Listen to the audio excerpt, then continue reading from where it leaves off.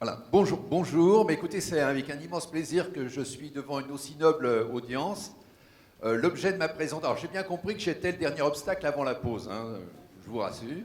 Ok. Donc, l'objectif de ma présentation, c'est de vous présenter en 20 minutes la vision d'IBM en termes de recherche. Les 3000 chercheurs d'IBM font un rapport à Ginny Rometty au board d'IBM chaque année, et j'utilise un petit peu les mêmes chartes que j'ai traduites, disons, en français, simplement pour la commodité. Mais ce sont exactement les mêmes chartes. Alors, la problématique, c'est que cette présentation, elle dure une matinée avec le board d'IBM. Donc là, j'ai que 20 minutes, donc je pense qu'avec l'audience qui est là, ça pose aucun problème. Vous pourrez capter tous les éléments. Mais il n'y aura pas de vote à la fin pour savoir dans quelle évolution on va. Voilà. Alors, je voudrais appuyer sur le bon bouton. C'est lequel? Oui, celui-là, peut-être. Ouais, voilà. Alors, un tout petit peu d'histoire. Le Global Technology Outlook, ou la vision d'IBM, elle est publiée chaque année. Depuis 20 ans, je la suis. Et dans les années 2012, c'était la notion de volume, vélocité, variété. Vous connaissez ça. Ils avaient insisté sur l'aspect véracité, c'est-à-dire l'aspect comment trouver des algorithmes qui permettent de trouver la pépite dans un océan de données. En 2013, clairement, c'est un petit peu le topo qu'a illustré Preston avant moi. C'est la convergence, disons, du social, du mobile, du cloud, de l'Internet des objets et de l'analytique pour transformer le business. En 2014, un élément nouveau, c'était la notion de System of Insight. Alors, System of Insight, c'est en fait un système de trouvailles qui va faire de la donnée augmentée. C'est-à-dire qu'à partir du System of Record, qui est l'informatique traditionnelle, où il y a tous les process de l'entreprise, où il y a tous les éléments, eh bien, on va augmenter ces informations par des données qui viennent des réseaux sociaux, de Twitter, de tous ces éléments-là, de Facebook. Et vous comprenez pourquoi, cette année, IBM a fait des accords particuliers avec Apple, avec Facebook, avec Twitter, clairement pour donner cette possibilité à nos clients, de se développer dans cet axe-là. Donc la notion de système de trouvailles, c'est un environnement, ce n'est pas une plateforme technologique, c'est simplement une nouvelle approche avec des algorithmes qui permettent de transformer le métier. Et en 2015, alors c'est l'objet de ma présentation d'aujourd'hui, c'est vraiment d'expliquer que les données, non seulement elles vont transformer, mais elles vont également perturber la façon dont on travaille de façon significative. Alors, bon, un certain nombre d'exemples. Dans le domaine de la santé, par exemple, aujourd'hui, le dossier patient, c'est en gros 0,5 TB de données tout au long de notre vie. Et les médecins nous disent, écoutez, ça permet d'avoir un diagnostic précis à hauteur de 10%. C'est 10% de la valeur du diagnostic. Alors par contre, si on rajoute les données génomiques, donc c'est 6 Tera de données complémentaires que l'on a à notre naissance, alors là, on peut avoir un diagnostic à hauteur de 40%. Mais par contre, si vous voulez un diagnostic parfait, il faut rentrer toutes les données exogènes, c'est-à-dire la façon dont on vit, le niveau de stress, comment on se nourrit, comment on vit, quel est notre niveau d'activité. Et là, c'est 1100 TB de données. Donc il va falloir capturer, il va falloir changer de façon différente. Rassurez-vous, il y a des technologies qui permettront de faire ça. Or, dans le domaine du secteur bancaire, clairement, aujourd'hui, c'est pervasif. La donnée est clé pour la fraude, pour la sécurité, pour ces éléments-là. Je ne vais pas insister là-dessus. Dans le domaine du pétrole et du gaz, je ne sais pas si vous savez, mais aujourd'hui, quand on fait un forage pétrolier, la probabilité qu'on trouve de l'huile, elle est à hauteur de 50% sur la base des données qu'on analyse. Et lorsqu'on fait un trou dans le sable, ça coûte entre 90 et 100 millions de dollars. Donc là, il y a des progrès, il y a des tas d'éléments que l'on va se transformer pour augmenter la probabilité de trouver du gaz. Et puis bien sûr, dans la vente de détail, toute la notion le Graal de la vente de détail, c'est bien sûr le 360 clients, cette nouvelle approche et tous ces éléments-là. Tout ça, ce sont des données qui doivent être dans le cloud. Toutes ces données doivent être traitées en temps réel et c'est ça la grande nous. Alors, quelques concepts de nos chercheurs, c'est clairement la notion de gravité. Alors, la notion de gravité, notion de poids de la donnée. Alors, qu'est-ce que cela signifie? Ça veut dire qu'une donnée en attire une autre, premier concept. Mais le deuxième élément, je crois que la donnée est trop importante, trop lourde pour être transportée pour des raisons de coût, pour des raisons légales ou éventuellement pour d'autres aspects purement économiques. Donc, de ce point de vue-là, le traitement va se situer où se situe la donnée. On ne va plus transporter la donnée, on va transférer le traitement où se situe la donnée. Je parle bien d'un horizon de 3-7 ans. L'autre aspect, c'est que la valeur optimale économique d'une donnée, c'est une donnée augmentée quand elle est, j'allais dire, ce qu'on appelle de la curation en grand breton, hein, mais disons un raffinage de données, si vous voulez. Hein, plus la donnée est raffinée, meilleur est le résultat, plus de chances on a de trouver la bonne opération, le bon moment, déclencher la vente au bon moment. Et troisième aspect, c'est qu'une nouvelle plateforme, au-delà du cloud, va émerger. Alors cette nouvelle plateforme, pourquoi une nouvelle plateforme? Eh bien clairement, 90% des données qui ont été créées dans les 10 dernières années sont inexploitées. Elles n'ont pas été utilisées, c'est une mine d'or, c'est une ressource naturelle qui n'a pas été exploitée. Et 60% de ces données sont des données sensorielles, qui ont une durée de vie extrêmement courte. Un exemple simple, une caméra à bord d'une voiture connectée, la durée de vie de la donnée et la valeur de la donnée, elle a une durée de vie de 200 millisecondes. Pourquoi? Parce qu'au-delà de 200 millisecondes, si vous ne l'avez pas traité, vous êtes dans le mur, hein, clairement. Donc, des données sensorielles aujourd'hui vont nous permettre d'avoir des données augmentées. Et le challenge, c'est le fait que la création de données, hein, dans l'horizon visible de 3 à 7 ans, va être 2 fois supérieure à la bande passante dont on aura la disponibilité. Donc ça, c'est une problématique extrêmement importante, un point de blocage qu'il va falloir résoudre. Et en 2017, la puissance de calcul qui existe dans vos téléphones mobiles, hein, et la puissance de stockage dans vos téléphones mobiles est supérieure à l'ensemble des clouds de la planète.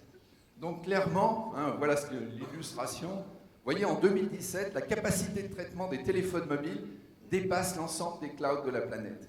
Et la capacité de stockage, c'est presque déjà fait.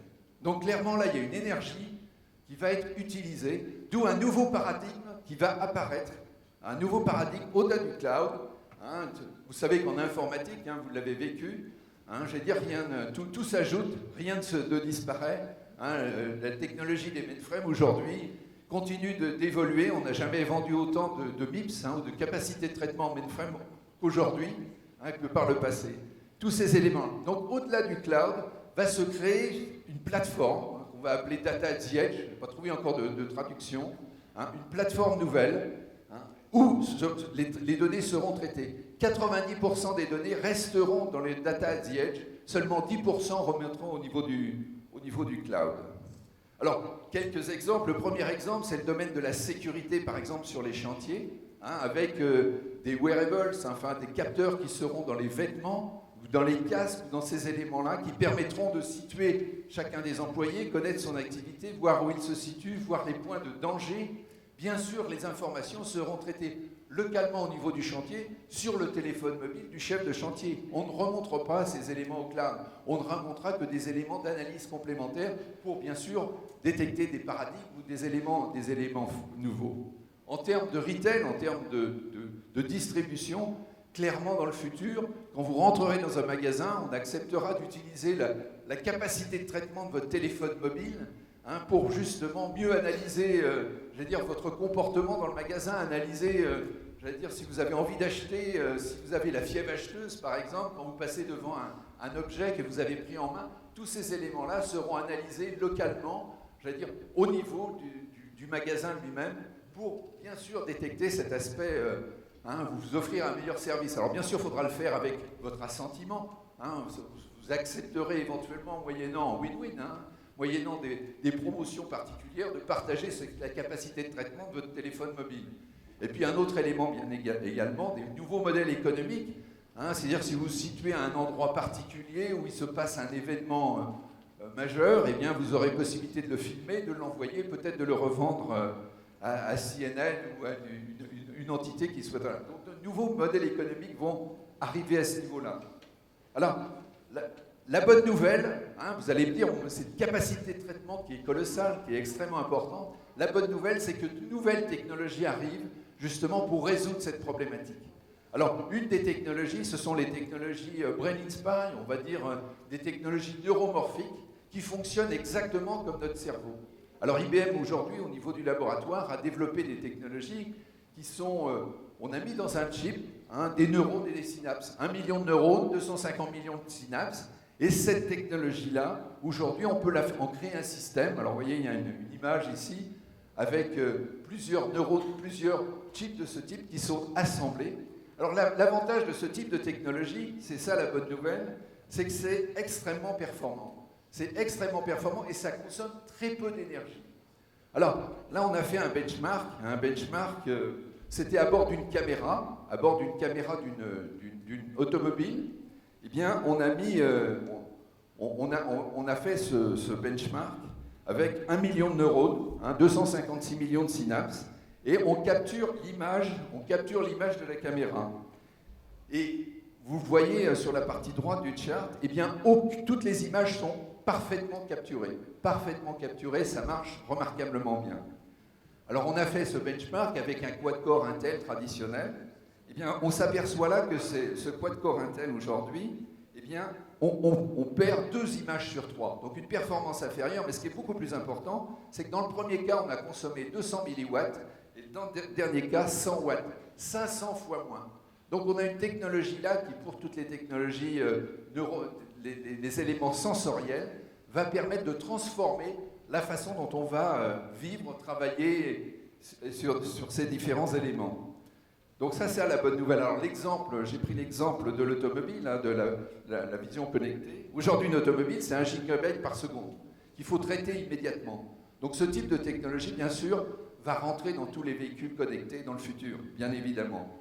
Autre élément, vous aurez dans tous vos téléphones mobiles, d'ici 4 à 5 ans, peut-être 5 à 6 ans, vous aurez tous un chip neuromorphique dans votre téléphone qui ne s'éteindra jamais, qui sera un petit peu le coach de votre vie, qui enregistrera votre niveau de stress, la façon dont vous vivez, comment vous vous nourrissez, tous ces éléments-là. Et vous pourrez dialoguer avec lui parce qu'il reconnaîtra votre voix, il pourra capter un certain nombre d'éléments. Donc vous aurez ce coach en permanence avec vous qui permettra de récupérer les données exogènes dont on a besoin pour mieux vous soigner dans le futur, sachant qu'on aura tous besoin de vieillir un peu.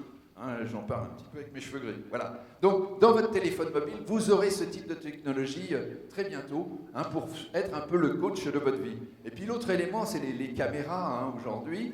Sur l'aspect des caméras, on utilise ce type de caméra, bien sûr, mais a posteriori, quand un événement s'est déroulé.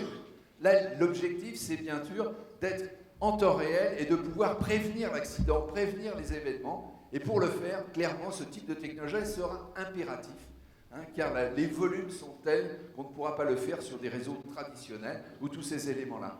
Les données restant traitées, bien sûr, où on se situe. Alors, bien sûr, je n'ai que 20 minutes, c'est difficile. Et si vous voulez creuser ce sujet, on peut y passer une matinée si vous le souhaitez. Voilà un petit peu la vision. Disons la vision de 0 à 18 mois, qu'est-ce qui va se passer clairement, en termes de l'analyse, ce qu'on appelle l'analyse personnelle. Vous avez aujourd'hui sur le cloud d'IBM, sur Bluemix en particulier, un module d'intelligence artificielle qui vous permet de faire l'analyse personnelle des gens. Alors moi, ce que j'ai fait, de façon amusante, j'ai pris tous les tweets du pape, et puis j'ai fait son diagramme et son analyse. Intéressant, 100% d'aptitude au changement, je vous rassure. 100% d'aptitude à la transcendance, tout va bien.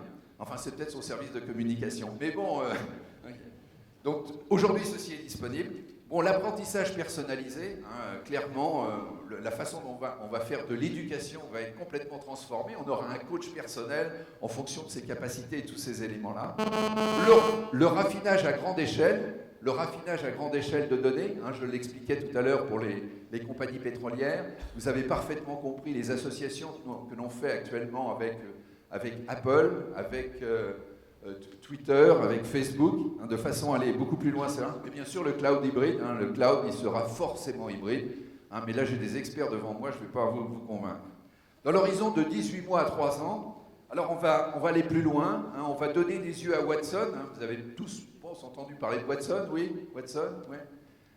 Qui aujourd'hui a été inventé, dont la première évolution est arrivée en 2011, donc ça fait déjà 3 ans. Il est aujourd'hui opérationnel dans le domaine de la médecine, dans le domaine bancaire, dans beaucoup de domaines, qui permet, de la façon de transformer, la façon dont on vit. On ne programme pas Watson, on travaille avec Watson, nouvel aspect.